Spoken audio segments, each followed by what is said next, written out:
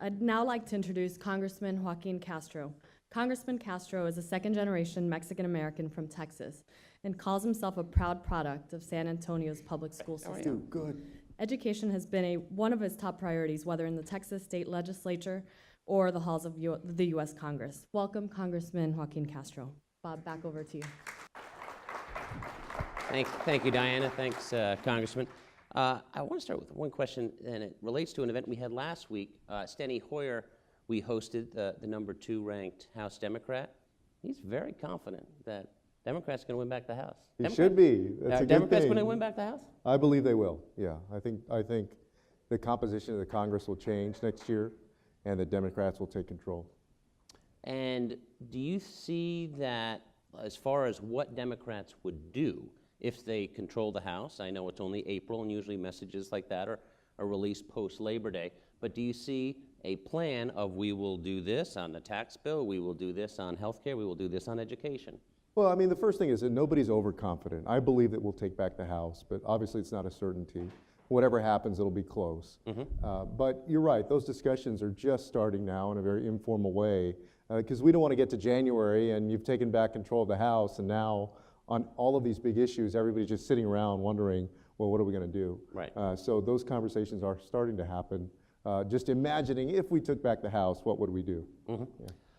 I was talking to Senator Bennett about a poll that said that a majority of Latino students were not talked about college as part of their future, and that really was a high number compared to other ethnicities. Why is that, and what can be done about that legislatively or elsewhere? I think there's different things we have to do. First, we have to start students off, especially Latino students, off very strong. You know, in 2012, San Antonio voters voted to raise the sales tax in the city by 1/8 of a cent to make San Antonio the one city in Texas that offers the most pre-K of any city in Texas. So starting off students very strong, I filed legislation that would essentially expand pre-kindergarten programs in the United States, and also co-founded the pre-K caucus. But we also have to do a better job of helping gear students towards college. If you think about it, we're missing a lot of the infrastructure for guiding students to college. That's especially true in schools where Latinos predominate. So we've conflated 2 issues, I think, that we have to untie. Over the years, we've talked about getting students college ready, for example. But that speaks to a substantive preparation of a student. In other words, making sure that they're up to par in math or English or history. It doesn't really speak to building an infrastructure so that you have college advisors and counselors there to help guide students to college. So for example, I was vice chairman of the Higher Education Committee in Texas for 2 terms, and our ratio of students to counselors at the time was 420 students to 1 counselor. For years in California, that ratio was about 900 to 1. So you could imagine, and many of you I'm sure that went through the experience know that, you know, I saw my counselor I think maybe twice my senior year of high school. So there are big pieces of infrastructure that are missing in helping to guide people to college. The one board that I stayed on that I actually have a fiduciary responsibility to when I came to Congress was the board of the College Advising Corps. We operate in about 14 states right now. But what it does is it basically does the same thing that Teach for America does, except instead of putting recent college graduates in high schools to teach, it puts them in schools just to do college advising. In other words, to fill that void or that gap that exists right now, because a lot of people are not getting the advice that they need on going to college. So what do you see when you're in Texas and you've dealt with education issues? Senator Bennett was talking that a lot of members are thinking back to their education, but that's really not, it's apples to oranges compared to now. What is the disconnect between what's outside the Beltway and what's going on inside the Beltway on education? I think a lot of different things. I think first, you know, when we think about people struggling with their plans after high school, I mentioned the advising issue, but you have different challenges. First, a lot of folks are coming from households where they are essentially aspiring to something that their parents did not do. So you have a lot of kids that are coming from households where neither parent went to college, or where they're in a single parent household, as my brother and I were. Our mom had gone to college, but where they're not getting the advice or the help that they necessarily need at home to achieve what they're wanting to achieve. And then in school, we're simply missing the infrastructure for it. So it's people that are really grappling with things that are not intuitive. A FAFSA form, for example, is not an intuitive thing, right? It's not something that you can guess your way through. So they're very concrete, kind of in the weeds challenges that people are facing and thinking about. And I feel as though the structures that we have in place in the American education system really are not adequate to do a great job in helping students get to where they want to go. The Higher Education Act hasn't been reauthorized in a decade. Right. The House Education Committee has moved a bill along strict party lines that passed. We don't know when the floor vote will be, if there will be one between now and the election. What do you think of the Prosper Act by Congresswoman Fox, and do you think you hold out hope that maybe the Senate could come up with something that could be signed into law, because the Prosper Act doesn't have the votes to pass? Right. Well, first, I don't support it. I don't think that it's a good bill. I do think that the Higher Education Act needs to be reauthorized. You're right, it's been 10 years at this point, so there's a lot of work that we've got to go in and do. But I think some of the most pernicious stuff has to do with really the taking away of financial aid opportunities for folks. You have a lot of folks that when they think about going on to college, they're worried about their financial situation, their parents are worried about the ability to afford to send their kids to college. And that's true across races and ethnicities in this country. That's everybody. And so let me give you an example of what happens to people when they're in that situation. They get into what I call the work school tug of war in college. So most people, I'll just speak for Texas, but I believe it's true about most of the country, they end up going not to a four-year university, but to a junior college, a community college, right? And you'll hear people say, I'm gonna go get my basics out of the way at this community college, and then I'm gonna transfer to X university. But many of our junior colleges, community colleges, have an abysmal completion rate. In Texas, for example, the completion rates at some of our community colleges is between 10 and 15%. Really? And a big chunk, yeah, I think people don't realize that oftentimes our college graduation rates are lower than our high school graduation rates. So what you often see is that because people are struggling to afford college, they're in this work school tug of war where they're working 20 more hours, and at the same time they're trying to take a full course load in college, and ultimately after some time, oftentimes work wins out over school, and people end up giving up on their dreams of becoming a doctor or a nurse or a lawyer or a firefighter or whatever it is, because they end up in the job that they're in as students rather than finishing off school and pursuing the career they were after.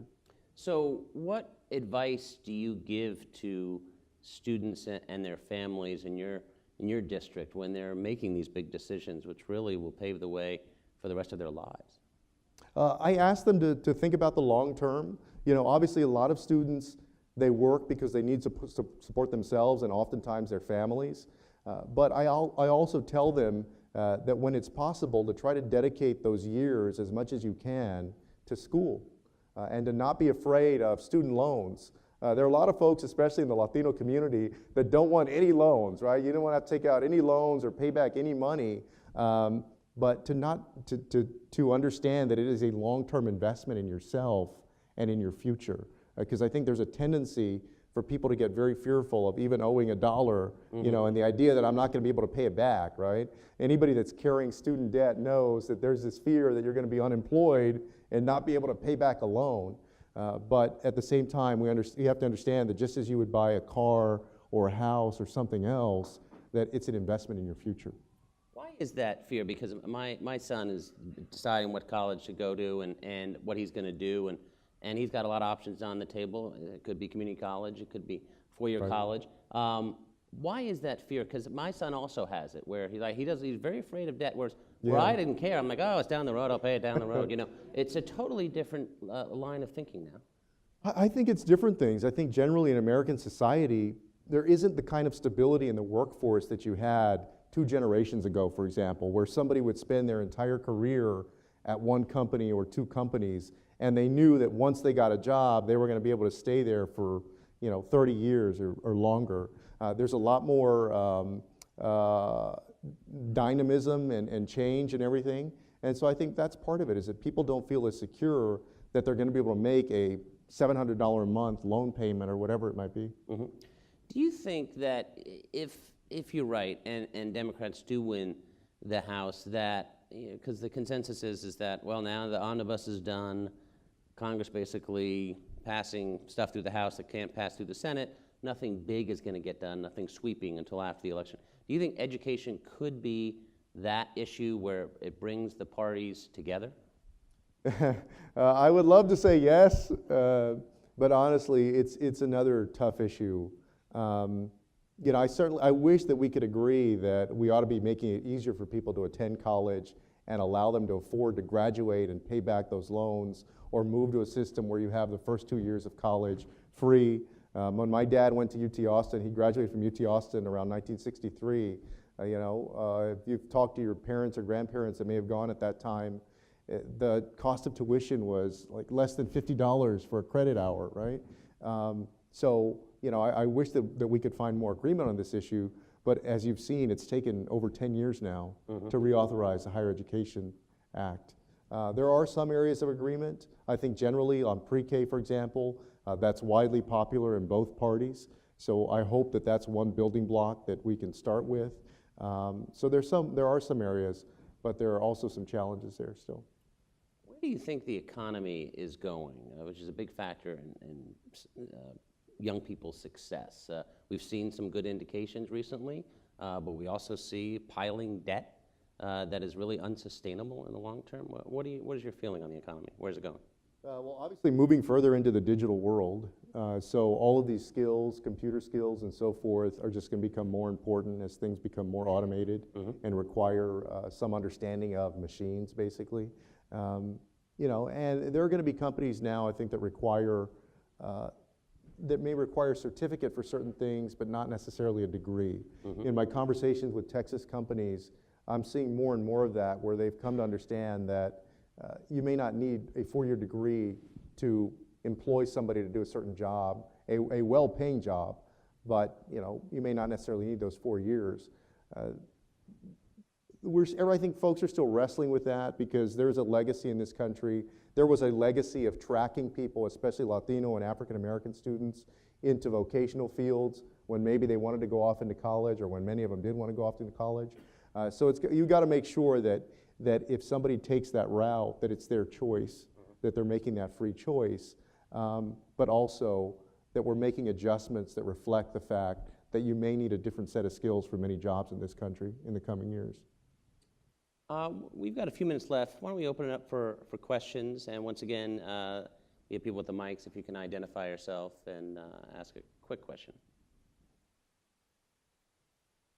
Hi, I'm Zach Valdez. I'm a AAA Science and Technology Policy Fellow, St. Mary's alum in your district. Right. And also I grew up across the street. Pretty rough neighborhood when I was there. Text prep instructor as well through the UTSA program. And I was curious, based on kind of my perspective and people I've grown up with, closing that graduation gap. We're doing a good job of educating students, and you mentioned kind of college guidance, but the social infrastructure around the Latino community is that it's very strong. It's a very culturally close-knit community. And what I found is a lot of my Latino colleagues who didn't go to college or who didn't finish college, a lot of it was based out of kind of feeling that they were too far from home, or their parents kind of smothering through K through 12. And then when they're making that gap and they're having to kind of be on their own, a lot of them don't really know how to adjust to that. So do you have any perspective on how to kind of maybe educate the parents as much as we're educating the students? Yeah, whenever I go and speak in front of high school students and their parents, I always ask them to consider the best opportunities for themselves, whether those opportunities are close to home or whether they're far away. Especially, you're right, I mean, we have a close-knit community in the Latino community and with families, and there's sometimes this tendency to keep people very close to you because you want to protect them. And I used to always give that speech, and I would give it before I had kids. And now I actually understand the parents' perspective, right? Because I have a 4-year-old and a 2-year-old. So I can see both sides of it. But most of all, helping parents understand that even if your kids go away to a place that's 100 miles away or 1,000 miles away, that may be the best opportunity for them. Ultimately, there's no way for a third party or an outside person to really help make them come to that conclusion. But I do think that it's helpful that people try to help them envision their kids having a great opportunity somewhere. I went to Stanford University, my brother and I, and before I left, I'd never visited the place. You know, we showed up with 3 bags each, basically, because our mom couldn't afford to send us to the prospective freshman weekend or whatever they have. You know, so there is this leap of faith that you're taking. Good morning. One question I had is, what is the likelihood of possibly expanding programs like McNair TRIO programs to ensuring and strengthening the access when students are in college? Expanding access to college itself? No, programs like TRIO programs. Oh. I think there is an opportunity to do that in the coming years. And you know, I mentioned the completion rate at colleges. We've done a better job at access to college than we have at completion in college, right? So we focused a lot of effort on getting people in the door, but not as much effort on making sure that people actually finish off. Because a tough thing is if you start and now you've incurred all this debt, and not only have you not gotten that degree, but now you're saddled with a portion of that debt, right? So anything that we can do, basically, to continue to help people while they're in college, I support.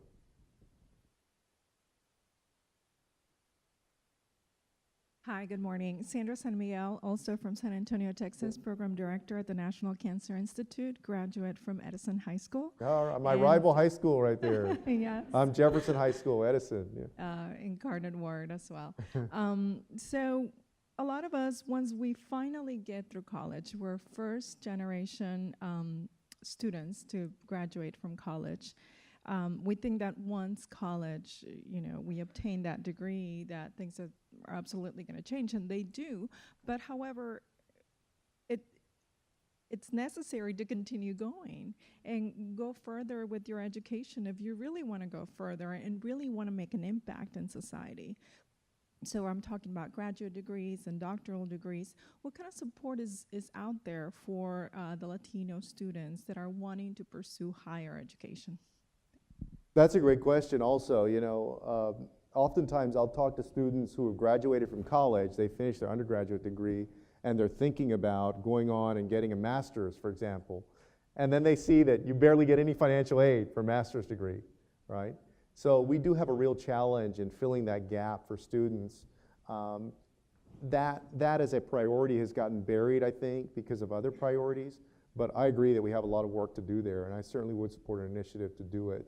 The other thing with regard to that is, let me speak real quickly on the fact that we've heard a lot about a student loan bubble, and many universities across the country have tried to start to make college more affordable, even though it's gone up a lot. I think that universities that are able to do it, especially universities that have large endowments, should commit more of that money to forgiving loans after people have graduated. In other words, not just focus on the students that are coming up through high school and making it affordable for them with financial aid, but also clearing out some of that large student loan debt that everybody's carrying. I think we've run out of time. Please thank the Congressman for joining us this morning. I'll hand it back to Diana.